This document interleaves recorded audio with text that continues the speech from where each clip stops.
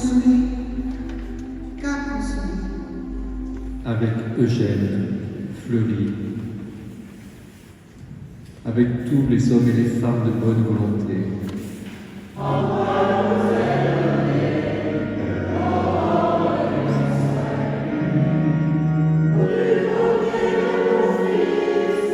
Enfin, merci à vous, tous les porte-drapeaux, à vous, famille d'Eugène Fleury, paroissiens de Ploumogat ou d'ailleurs.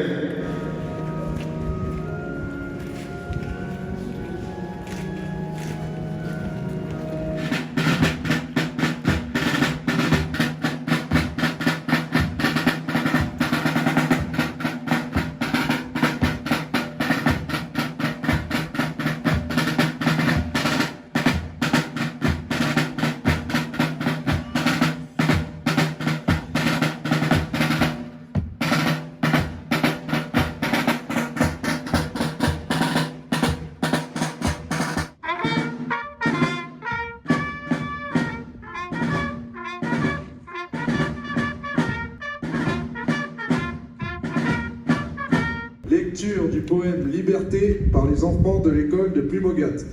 Sur toutes les pages lues, sur toutes les pages blanches, pierre, sang, papier ou cendre, j'écris ton nom. Sur les choses sous l'horizon, sur les ailes des oiseaux, et sur le moulin des loups, j'écris ton nom. C'est avec beaucoup d'humilité, mais aussi une grande fierté que je tiens à évoquer devant vous la bravoure, la sagesse, l'engagement sans faille de celui qui nous rassemble aujourd'hui, de cet homme d'exception. Nous commémorons le 80e anniversaire de l'assassinat de l'abbé Eugène Fleury, mort à Malonnais, forêt de Ploumagoire, le 10 juillet 1944, avec 17 autres de ses compatriotes. La mémoire de ce fils de Ploumogat doit être plus que celle d'un résistant lâchement fusillé par l'ennemi. Elle doit être le symbole d'une liberté retrouvée grâce à ces hommes et à ces femmes qui ont lutté contre un envahisseur, ne se résignant pas à subir une oppression souvent sanguinaire, trop souvent inhumaine. L'abbé Eugène Fleury était de cela. Le 31 mars 1946, soit près de 2 ans plus tard, la stèle, qui est derrière moi, sera inaugurée en présence d'une foule immense venue de tout le département.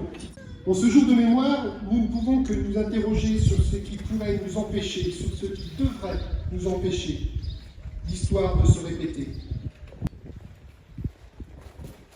Alors souvenons-nous, rappelons à nos enfants que des hommes et des femmes ont donné leur vie pour leur patrie, ont donné leur vie pour la France, ont donné leur vie pour qu'aujourd'hui nous soyons libres, libres de penser, libres de choisir notre avenir